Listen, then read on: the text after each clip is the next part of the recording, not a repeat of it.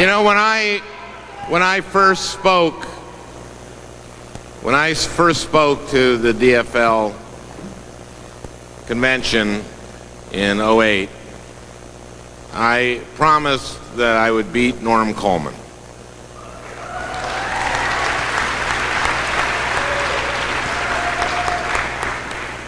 I didn't say by how much.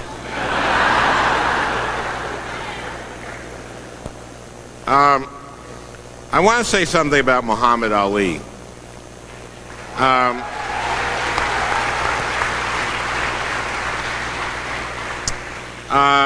He was the greatest. He called himself the greatest. It was nice. I'm old enough to have remembered when he changed his name from Cassius Clay to Muhammad Ali. And I remember how refreshing it was to have someone who was boastful and say he was the greatest and then prove it by going into the ring and knocking out his opponent, the heavyweight champion of the world, as opposed to someone who says he's the greatest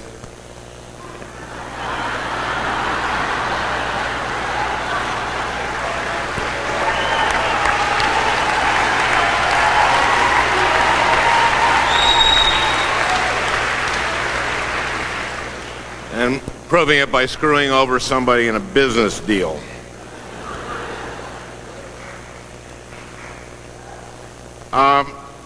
This is President Obama wrote a beautiful tribute to Muhammad Ali, and he quoted Ali.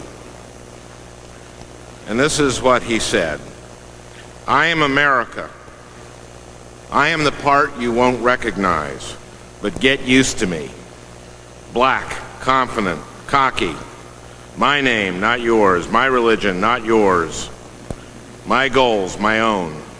Get used to me."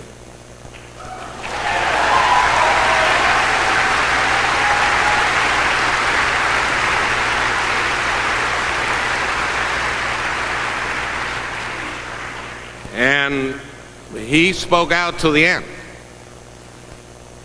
He spoke out to the end when Donald Trump said that we would not allow any Muslims into this country. He wrote, speaking as someone who has never been accused of political correctness, "I believe that our political leaders should use their position to bring understanding about the religion of Islam." And he was talking about what happened in Paris and in San Bernardino, "clarify that these misguided murderers have perverted people's views on what Islam is." We are in a crucial time in this country. And this is as important an election as I can remember. And we as DFLers, we as Democrats, have to go forward united out of this convention, out of the convention in Philadelphia.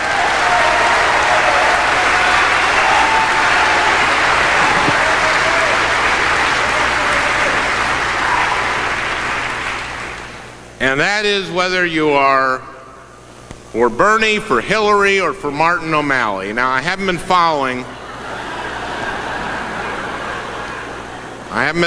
very closely. How's O'Malley doing?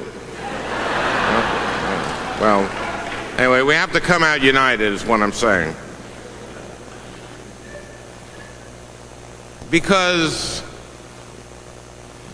the man that they have made their nominee is a disgrace.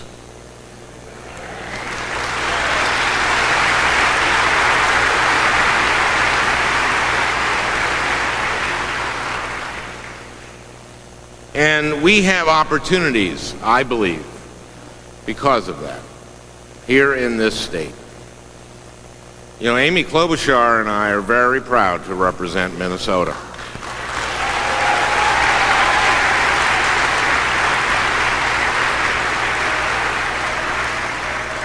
And one of the ways that we can, an easy way for us to do that is just compare Minnesota to Wisconsin.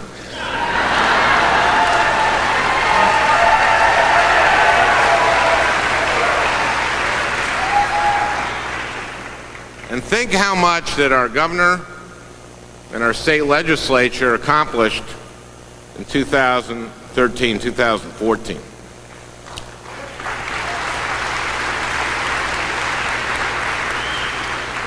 On issues that we as DFLers believe in, on the right to collective bargaining,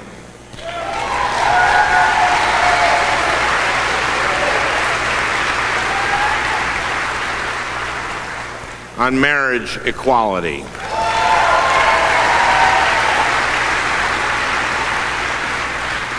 So we have a huge job to do, not that huge, but we have a big job to do, which is take back the State House of Representatives, put Paul Thiessen back as our Speaker.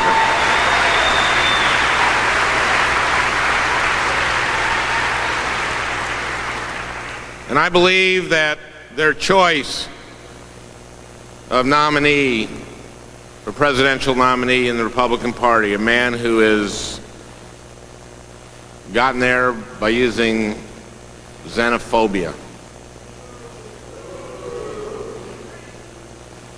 I believe that we have opportunities to change the House of Representatives in Washington, D.C.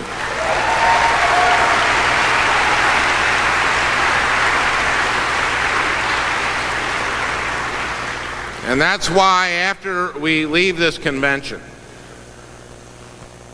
we are going to have to do the work that you did for me when I won by 312 votes.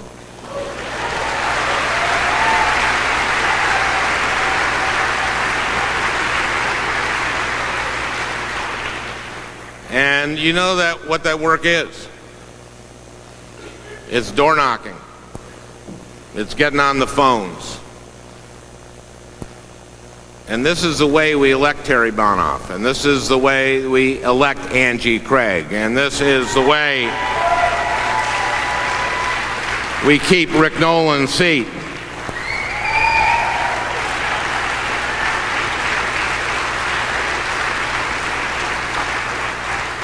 It's you. There are so many of you out there who are the reason I'm here. 312 votes. So I want to ask you to do a couple things, because, or more than a couple things. I know that many of you have jobs. Many of you have families. Ignore them.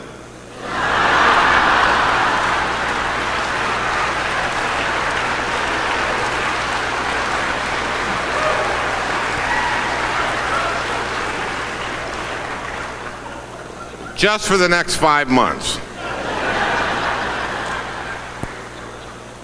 Now let me tell you something about kids. They love it when their parents aren't home. They love it. And let me tell you something else about kids. An 8-year-old can use a microwave oven. That is scientific fact.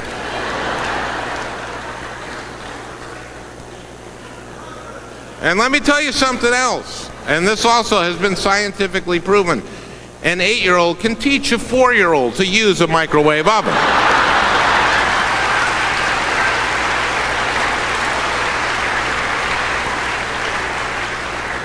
They're fine. They're fine. And listen, this is why people get into politics in the first place, to spend less time with their families.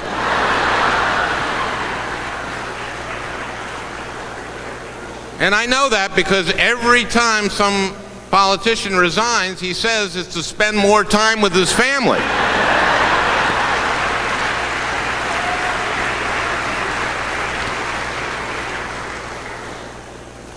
You are the reason I'm here. You are the reason I fight and can fight in the United States Senate to address climate change, for immigration reform, for comprehensive immigration reform.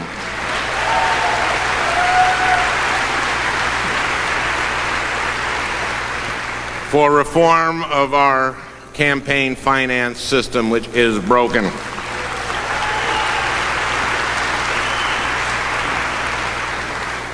And why on the Judiciary Committee I fight for judges, and why this election is so important. So important because of the vacancies that will be there for the Supreme Court. It can't be more important.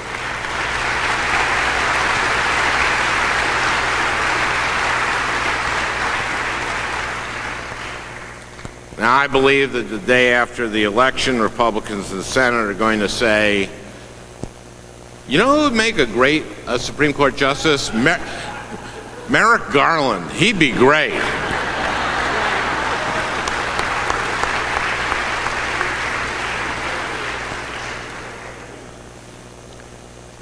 That happens, that they'll say that, if and when we win. So I want to thank you. I want to thank you for being passionate enough about this work we do. To be here, to spend your time fighting for what you believe, what we believe. Paul Wellstone said, the future belongs to those who are passionate and work hard. The future belongs to us.